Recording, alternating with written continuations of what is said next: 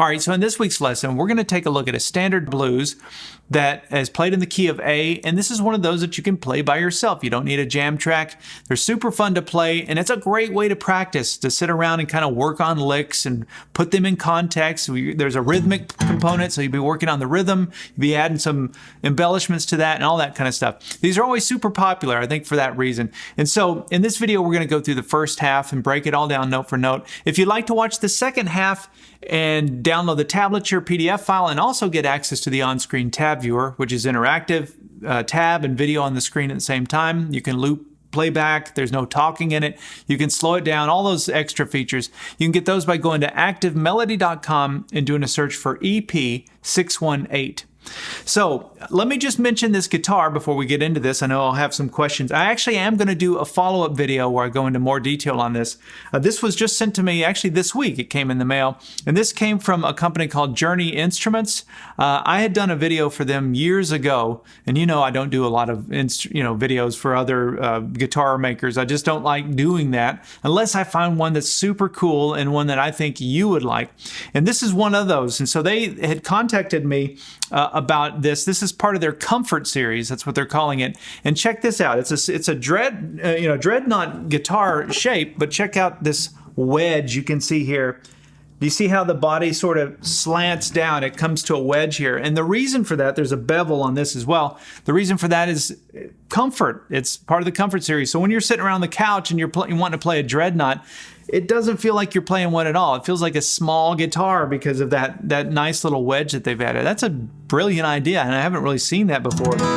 But because they left the lower part, the standard size, you get that big, loud, bassy dreadnought sound. So anyway, that's what this guitar is. I'll do a follow-up video sometime this week. So if you're interested in this, check back. It'll be the next video I put out where I go into more detail on that. But that's what this is. I love this. It's got a great sounding pickup in it as well. All right, so this song is a blues in the key of A. A is our 1 chord, D is our 4 chord, E is our 5 chord. And it starts off with the classic blues shuffle like this. And what I like to do, or the way that I learned to play this, was just to bar. I use one finger, bar the first 4 strings on the 2nd fret. And I use my pinky to stretch up here and play this. Now that's how I learned it. You don't need to keep that bar down. It took me years to just realize that, wait a minute, all I'm really doing when I'm playing that is playing the open 5th string and the 4th string. So I could actually do that with one finger. You're not using that bar at all when you're just hitting strings 5 and 4 like that. So I'm just mentioning that because I know some of you don't like to do these stretches, or maybe you've got hand issues or something. So you don't have to do that. You can take your hand off the fretboard and figure out which fingers work the best for you. I wouldn't use my index finger for that. That's not very efficient, but find a way to play that. When I'm doing that, the notes that I'm playing, it's a power chord. So that's the 1, that's the A, and then the 5th, the root and the 5th, the 1 and the 5 out of the major scale. And so when you're playing that little shuffle part, you're playing the 5th, up to the 6th, and then up to the flat 7. And that's what gives it that real bluesy sound, that's flat 7. That's the same note that you'd play to create an A7 chord. That's where you get that kind of bluesy sound. So the reason that I like to play with my index finger, and this has served me well through the years because of this, is if I wanted to do this in a different key. Let's say we wanted to play that same shuffle in the key of C. This will be your first little light bulb takeaway thing here. So check this out. This would be the way you might be inclined to do it, is to do it just like we're doing here. Just move it up, right? Capo it up. But watch this. To try and make that stretch, that is like really painful. That's not very practical at all. I would never do that.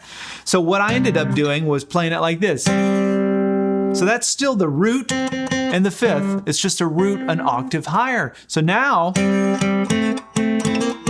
super comfortable. And I can do this in any key. And I can play the embellishment licks.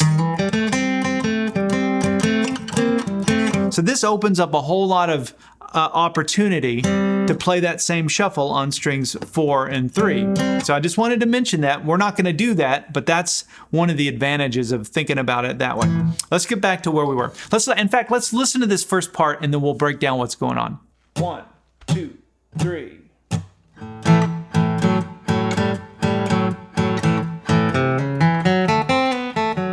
All right, so it started with a shuffle, like this, and then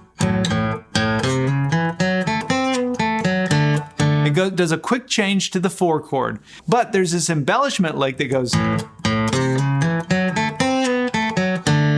that takes us to the 4. Let's look at that embellishment. To get the timing right, I had to hit that A string twice and then go into the lick. So it's 1, 2. So 1, 2, 2 of those open A's. And here's the lick. So after you hit that twice, you're gonna put your middle finger down on the 3rd fret, 5th string, and do a hammer onto the 4th fret. And then we'll come up to the 4th string and play 2, 4. So we have this. Let's go up to the 3rd string now and play 2, 5, slide down to the 4th, and back to the 2nd fret. So we have, and then down to the 4th fret, 4th string. So we have, so all together we have, now we're ready to go right to the 4 chord, which is our D. But before we get to that 4 chord, this lick, that is a combination of minor pentatonic scale and major pentatonic scale. But I want to draw this one parallel to something you already are familiar with to make this easier to think about.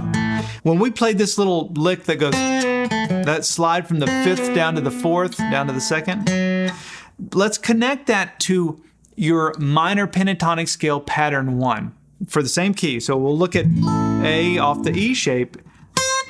It looks like this, right? Now I could do that up here. Look at this. Same thing. In fact, look at strings 1 and 2, minor pentatonic scale up here in pattern 1. Look at this. Same thing, it's just an octave lower. I want you to just sort of see that in that way. So when you start to play some of these licks, you can kind of think about it like you're up in pattern 1 of your minor pentatonic scale, and that's just more familiar. That's the only reason I'm mentioning that. We're a little more familiar with, you got that here, right? So any of those licks we were doing here, we can do down here. Okay, so now we go to the 4 chord, which is our D.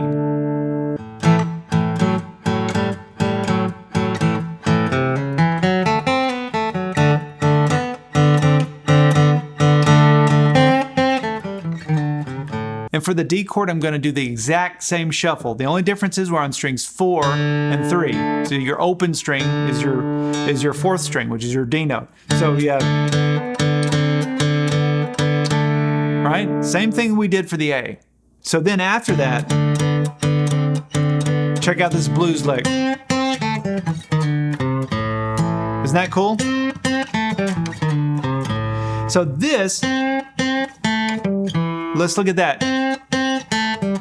We're starting on that 5th fret 3rd string, and we're going to hit that twice. And both times I pushed it sharp, just slightly sharp. And then we're going to come down to the 2nd fret, and then we're going to do 5, 2 again on the 4th string. So it's,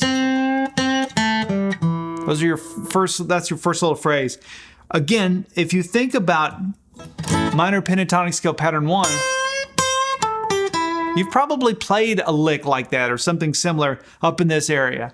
So you can, if you just kind of reposition that, you can see it's the same thing, the same sort of distance between frets and all of that. You're just playing it in a different octave.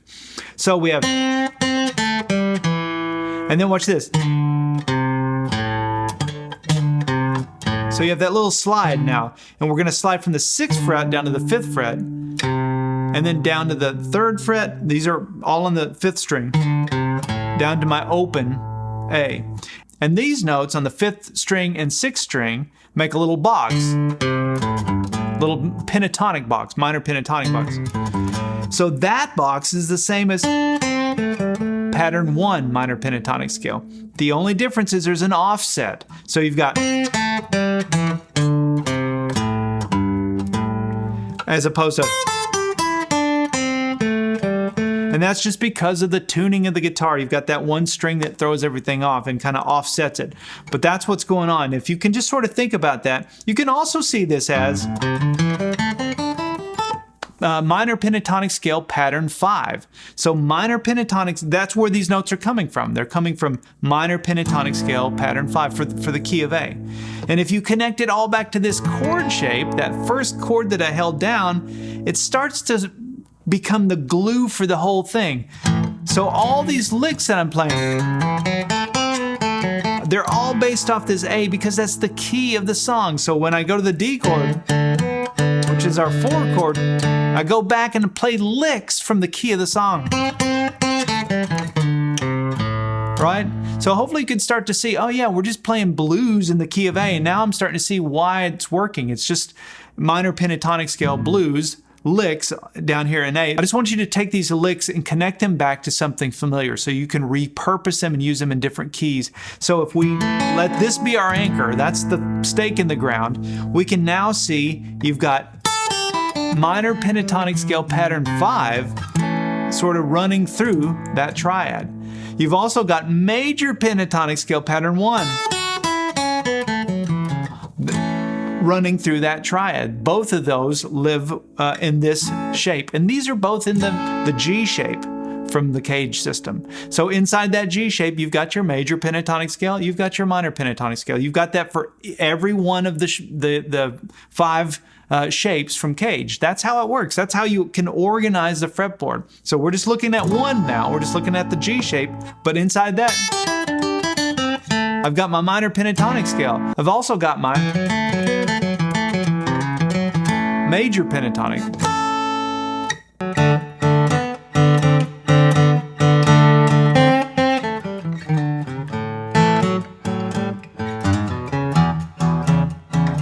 So after that lick, you've got that open 5th string, which allows me to take my hand off the fretboard and reposition it so that I can go back into the shuffle. And then watch this. So that's the lick to pull us into the E. So to get to the 5 chord, which is my E chord, I'm just going to switch out of the key of the song for a minute, and I'm going to play the E major pentatonic scale just for this one moment. To play it like that. And so, and I've talked about this before. Here's my E chord off of this chord. I've got this little box here between the 6th string, 5th string, and 4th string, frets 2 and 4. Look at this. That's all E major pentatonic scale notes. So you can connect those back to this chord shape. And so my point in mentioning that is I can play, anytime I'm going to play an E chord or I'm playing an E chord in a song, and as long as it's not a minor, I can always play any of those notes in any order because they're going to work. They're just major pentatonic scale. Hopefully that it seems simple, but you go, oh, you realize, yeah, okay, off of this E shape, I've got this box. That also means you can do it in any key. If we're playing in G, there's the E shape, so you've got, right?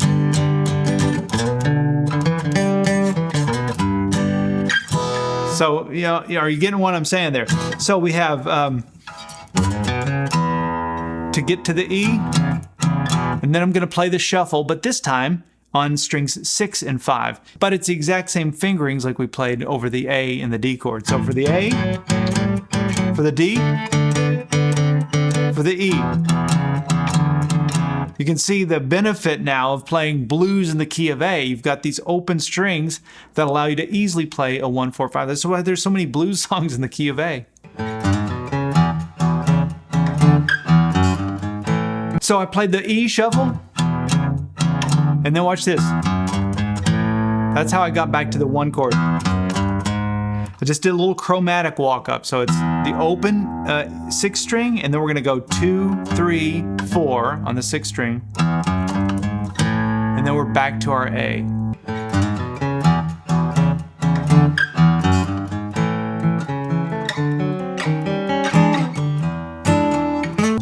And then for the turnaround, I went,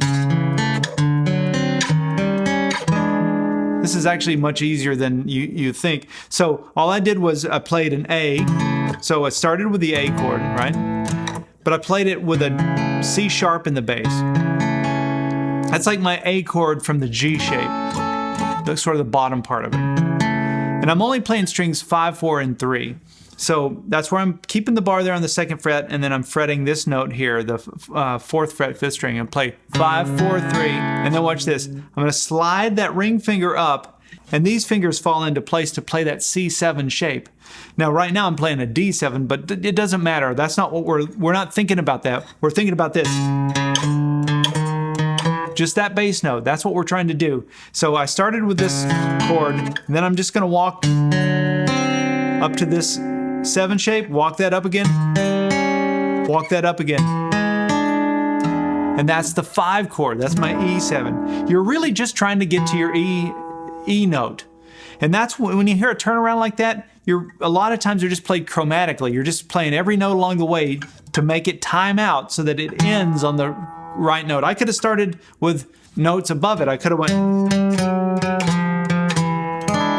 As long as I land on, and the timing works out that I land on that 5 chord, that's all I'm doing. So I could play whatever I wanted there, but this just seemed to work well. It hit the chord.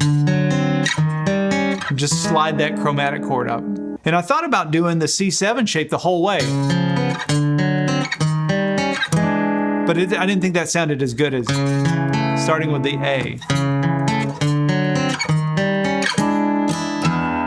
And then there's the turnaround. And that's where we're gonna conclude this part 1 video.